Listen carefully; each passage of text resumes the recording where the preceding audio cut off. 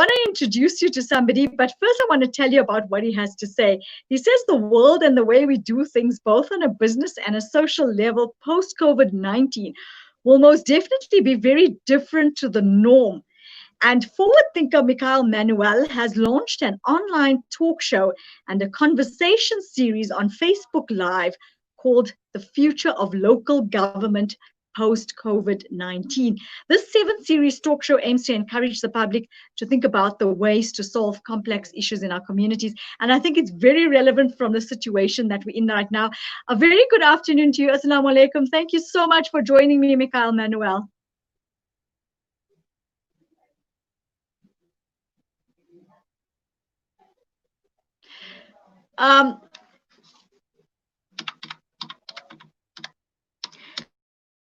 To be having a technical issue. Give me a second there.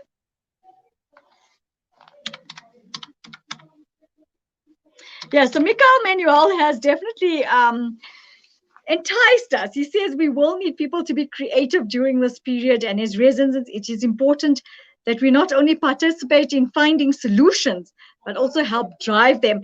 I think it's very, very, very an important segment, because for us at this moment in time, a lot of people are suffering through anxiety, depression, of course, confusion, not knowing where they're heading to. With the unemployment rate increasing, it is a very big problem. So he's going to actually give us tips on, of course, and I'm hoping that he can give us some ideas on how to be creative and work in the environment that you're in, but be able to enhance it from a different perspective. A lot of people, as you know now, are working remotely, so there's still some form of income coming in for them. And as we know, this period of time has been difficult for a lot of people. It's created a lot of challenges. It's created a lot of issues. People are actually struggling from not having any forms of income as such. So this is definitely going to shed some light on the matter for today for us. So let's just see if we have Mikhail on the line there.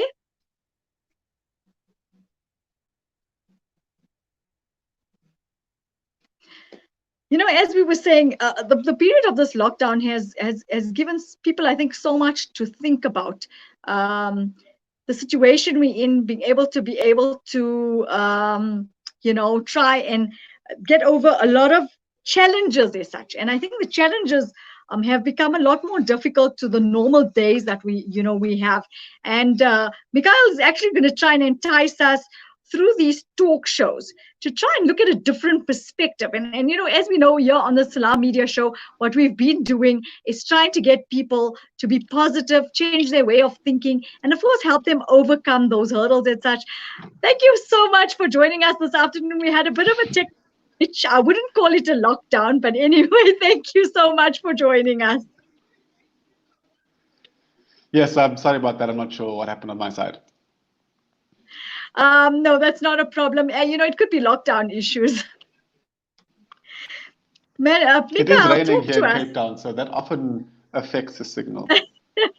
Yes, it does. But so, I'm so glad that you've taken the time to join us this afternoon, because you know, I was reading a little bit of your profile, and it's such an enticing one in the sense that I think you're there to give people a different perspective of things, and of course to be able to help them understand the situation we're in, but of course how to work it forward. You know, a lot of the times I think people are stuck in this rut and they don't even know where to start, and it's having to give them that bit of a kickstart and that hoping device to say, listen here, this is where you can head to, and these are the ideas. If we work together, we can help each other move forward. And I think that's what's important, and this is why you're joining us today. Thank you so much. Yeah, exactly that, and you really have hit on it. We're in a place right now where so many citizens and so many residents are incredibly frustrated, and rightfully so. I myself am very frustrated with the lockdown.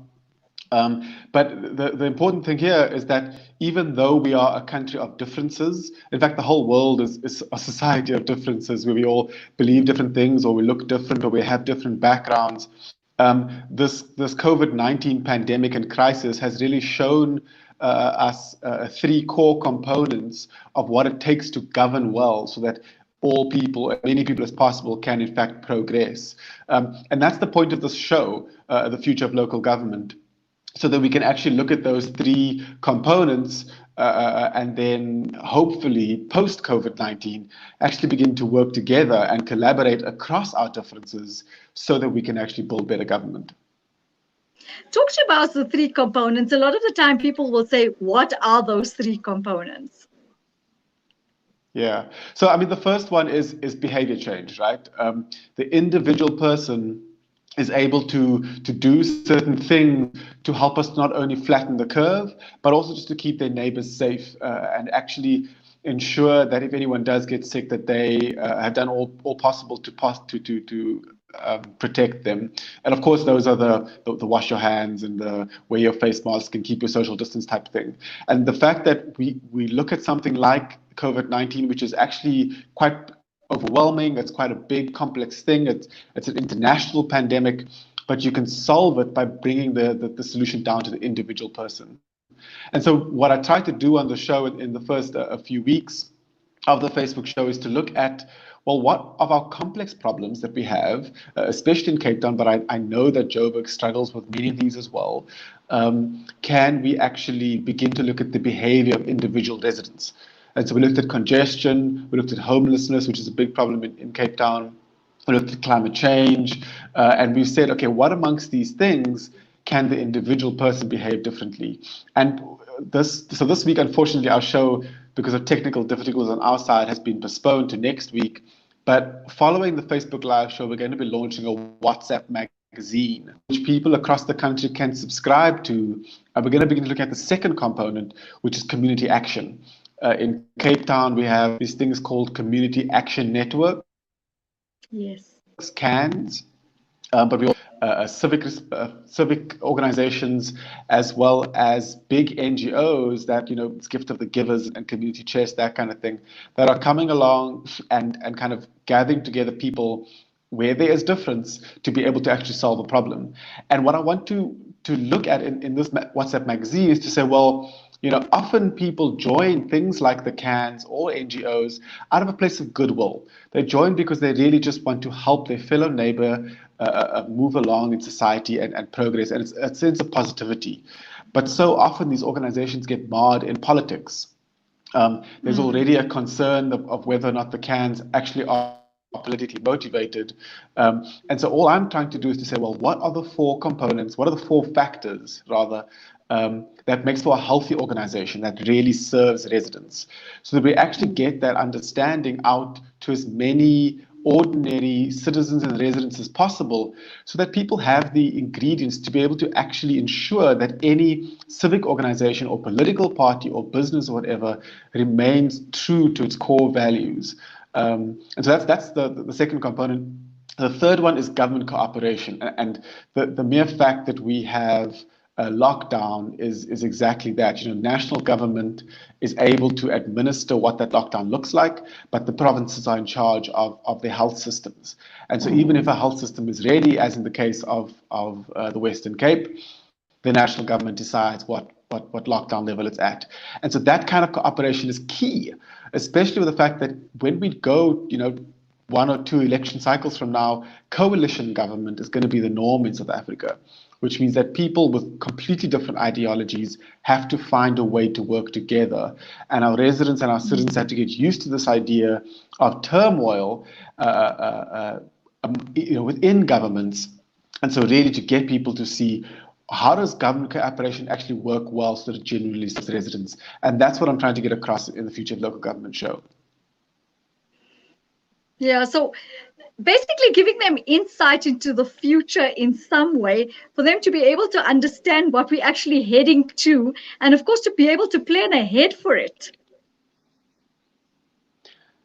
Right, I think that exactly. So to be able to plan ahead for it, there is, I'm not sure how much, I'm not sure if you've seen the Jamil Khan and Gareth Cliff issues that were happening on I think it was on SABC or the big debate, if you know what it's called, and all these race issues that really bubble up to the surface so quickly because of our past, and because of that, what so often wants to happen in our society and whether it's in a radio interview or a TV interview or whether it's around the dinner table, we so often want to box people into particular ideas that we have about them because of our differences, and then say, I can't work with you because you don't agree with me.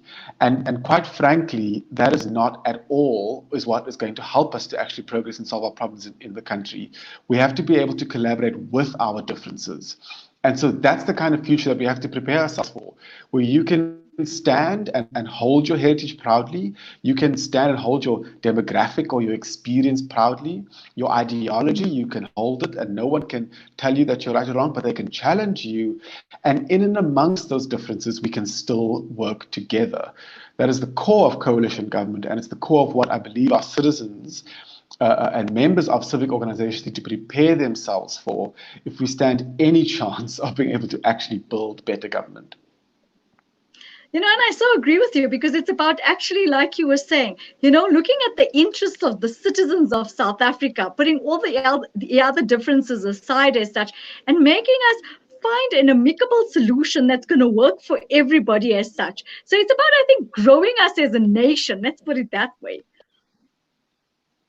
Right, exactly that. And, I think that this is kind of what happens in a nation which has had a history like ours. There's so much disadvantage, so much injustice, that for a period of time we had unity and this beautiful idea of a rainbow nation because we had good leadership. But it makes sense for there to be a period of time where people are actually incredibly frustrated, especially if their situations don't improve, which has been the case for millions of South Africans. But we need to get to a place where we can actually begin to work together again so that we can actually improve those situations. Because fundamental to regardless of what your beliefs are, I believe that all human beings in fact have the same ingredients, if you want to call it that, to be able to progress. It's opportunity, it's safety, it's good education, it's good healthcare, it's stuff like that. And that doesn't matter what your environment is, it doesn't matter what the color of your skin is, or your gender, etc., etc. But certainly be able to find what is common amongst all of us. What ideals amongst all of us do we believe organizations should be built around? For this magazine that's coming up right now, in fact, we're going to be looking at why accountability is important, why debate and generating ideas is important, why training leaders is important, and why understanding residents is important. And that's because I believe that those are 4 core ideas which, regardless of what your ideology is, you might have different approaches to it, but we all agree that those are the 4 things that are actually going to get us to be able to serve communities properly. I so agree with you, because, as I was talking to a gentleman earlier, it's about being able to define the needs, because, as we were saying, each community has very different needs. So the definitions and the solutions have to be different as such. So it's being able to go into each community and define that and then work a way forward as such. Exactly that. I can look at, there's a community in Cape Town called Khayelitsha, and more particularly Khayelitsha Site C, and they have had a stretch of area which has been plagued by really bad crimes, and actually just, it's very dirty, this particular stretch, or it used to be at least, until eventually an organization called VPUUs. It's a Violence Prevention Urban Upgrade organization. And they came along and ran a public participation process to get the sense of what the community wanted to happen with this area so that we could reduce crime, improve opportunity. And so what they ended up doing is creating an environment which has Wi-Fi, lots of trees, completely paved, these high towers which the neighborhood watch actually manages. And as a result, it now has this state-of-the-art library, which is the second busiest library in Cape Town, is in Khayelitsha, and connects businesses, which uses a lot of green technology and a Spar supermarket, to the train station. And crime has completely dropped. Wow. There's conference in that area. And the reason why this story stands out to me is because everybody wants to live in a beautiful environment. Everybody wants to have a say in what the environment is. And so even though it's an area which it predominantly has Black residents, the assumption is that if you're Black, you probably are going to vote for the ANC or vote for the EFF, and that's going to be your ideological stance. And their ideological argument is, white people must get out, and we need to have as much control in the hands of the government as possible. But here's an example of a community in Cape Town, which is predominantly black residents because of apartheid, who gave direct input into what they wanted the environment to be like, and they didn't choose centralized control. They chose to actually have an environment which allows them to move around more freely, with more safety, and has positively impacted that area. And so, I just think that there are ideas that we have in our country because of our past, which are actually completely false. And we have to combat those. And the way that we do that is to realize that with our differences, we can, in fact, collaborate. Yeah, and I see you have been doing that because your first guest was Fabiana Singh, the councillor for Ward 55. And of course, you spoke of the future of debating and developing bylaws in City Council. So literally what is happening is I think a little bit of every aspect is being detailed out and possible solutions being penned out for that as such. That's exactly what we want. Look, I get the sense that South Africans are really tired of complaining. And the thing about our government structure is that you have a governing party and you have opposition parties. And those opposition parties, their job is to hold the government accountable. And so what they end up doing is complaining, right? That's the way the system is set up. But at the same time, people want solutions. And so this really is supposed to be solution-based dialogue. It's conversations with ordinary South Africans who either hold or stakeholders across the board, whether it's civic society or academia or government. But the upcoming series is people who just live across Cape Town and they're ordinary residents. And they essentially come together to understand the problem and then to be able to develop solutions. Just before this show, I actually got a phone call from a councillor in Johannesburg, surprisingly enough. And he happens to be a DA councillor who wanted to know what my thoughts were around possibly using WhatsApp and some kind of a technology solution to actually drive their IDP process, which is about to launch its public participation process. And can we use technology to be able to actually increase public participation so that more people have a say in the way their city is designed? Exactly what the first episode was about. And it warmed my heart to get that phone call from this gentleman trying to kind of, really just build a positive solution. I like your ideology because the thing is, I think what would pan out after this is instead of government actually going into parliament and, as you were saying, complaining about the issues, possibly going forward with solutions as opposed to complaints to say, these are the issues at hand, but these are the possible solutions we would like to table, and let's see what will work best. I missed the beginning of your question, sorry. I was saying, with government, you were saying earlier to me that a lot of the times you find that they bring their complaints forward as such. They go into parliament and they only complain. But it's nice to see that through your show, I'm hoping that they, instead of going forward with the complaints that are happening around them, to say that this is the issue at hand, but these are the solutions that we could possibly use. And then, of course, find the apt solution that would fit either in that community or in the entire country as such. Right. I mean, my hope with this whole show is to actually reach more than just ordinary residents, right? Yes, it is ideal for having members who join civic associations, for example, from a place of goodwill, to know you need to hold your leaders accountable and know where they're getting their funding from, or what are they planning to do after COVID-19, for example.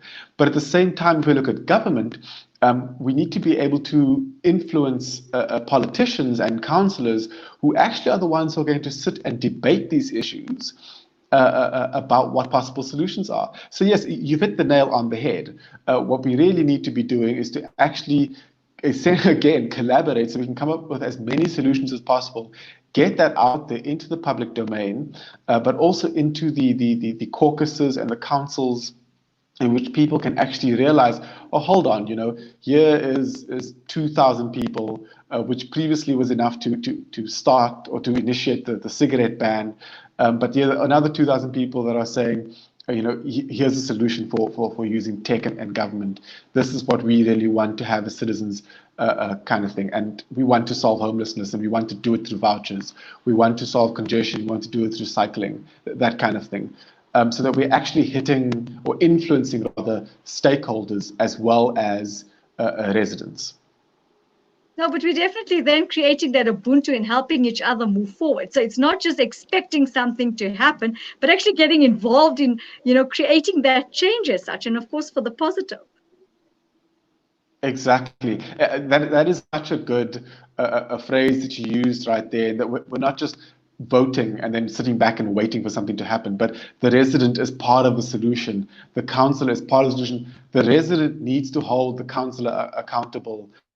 The political party needs the councillor accountable. The member needs to hold the organizational leadership accountable. All these things need to work together so that we not only say that's wrong, but we also say here's a possible alternative solution. And we don't have to box people to suddenly say, oh, you are white, or you are Christian, or you are Muslim, or you are Jewish, whatever, therefore I won't work with you.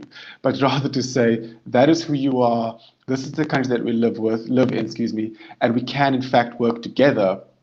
But if we each take ownership, if we each acknowledge the role of our behavior, the role of community action, how necessary it is for governments to actually work together. Most definitely. What message do you have for our listeners today? My message is quite simple. It is a small pun from me. The next series is a WhatsApp magazine, and we're calling it the Political Edition. And all we're doing is we're saying what makes for a healthy organization. Because whether you are a member of a political party, whether you are a volunteer in a civic organization or a neighborhood watch, all of these things can so quickly be essentially captured in the way that our state was captured for people's personal gains. And often what happens is that the ordinary smallest resident is the one that loses out in that case, because we do it for our egos or something like that. And so we're launching a magazine to which you can subscribe, so that we can get more and more ordinary South Africans understanding what it takes to build a healthy community serving organization. And you can subscribe to the magazine by WhatsApping join to 2838-8064. And the more people that see this, really, the more people, the more organizations that we can ensure are healthy, and as a country we can actually move forward. And that is your WhatsApp magazine. Let's talk about the series. When is it expected to be out, and how can people follow that?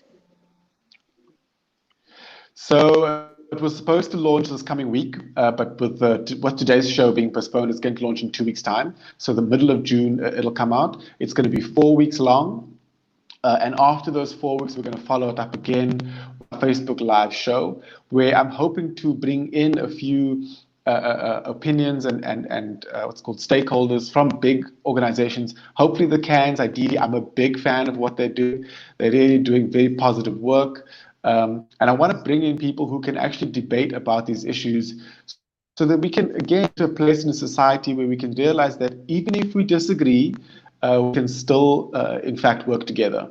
And disagreeing is not a reason to back ourselves into our corners, and to actually just kind of stop collaborating. So it's going to be a 4-week season looking at healthy political organizations or civic associations. And then it's going to be 3 or 4 weeks of a Facebook show interviewing people who are working directly in that sector. Well, we definitely are going to be following you here at Salam Media. I think what you're doing is Thank phenomenal. You so much. In my show, we mostly tap on the positive, and I think you've definitely stood out for us, and that is why we needed to enlighten our listeners about Mikhail Manuel and what he's doing for us through this COVID-19 period. It's nice to see that there's somebody out there that's helping us determine the fact. And I think a lot of the times, like you say, when people encounter issues, sometimes you sit and you literally hold your head and say, oh no, I'm stuck with the issue. But it's sitting down and finding the possible solutions, and then of course defining the solution that fits best. And I think you couldn't have said it better, because that's exactly where we're looking to head to post-COVID-19. Thank you so much. And thank you so much for having me on your show. It's such an honor. The pleasure has always been mine, but there's one monologue that I have that I think is apt for you today, and I want to actually dedicate it to you. It says, positivity opens us, The first core truth about positive emotions is that they open our hearts and our minds, making us more receptive and more creative. And this was written by Barbara Fredrickson. So I think, Mikhail, this is definitely very apt for you and what you want to do. Thank you so much. It was definitely an enlightening talk, and we look forward to actually looking at your series. We definitely here at the Salam Media team will be following you, but we really appreciate you taking the time to enlighten us about something as positive as this. Thank you so much. Thank you so much. You take care and you stay safe. You too. Goodbye. Okay, bye-bye. That was Mikhail Manuel, definitely giving us a different take, on the situation post-COVID-19 through his series. And I think it's nice what you were saying, to be able to go through government, try and create a sustainable solution coming from residents, coming from the government, and coming from us. I think it will create a holistic solution where I think everything will fit in a puzzle and create a better environment for everybody. But I want to thank you for joining me this afternoon. And we're definitely looking forward to seeing you same time tomorrow. So do join us on the show between 2 and 4 tomorrow afternoon. From myself, Nafeesa Dangor, and the Salam Media team, have a lovely one. Assalamu alaikum wa rahmatullahi wa barakatuh.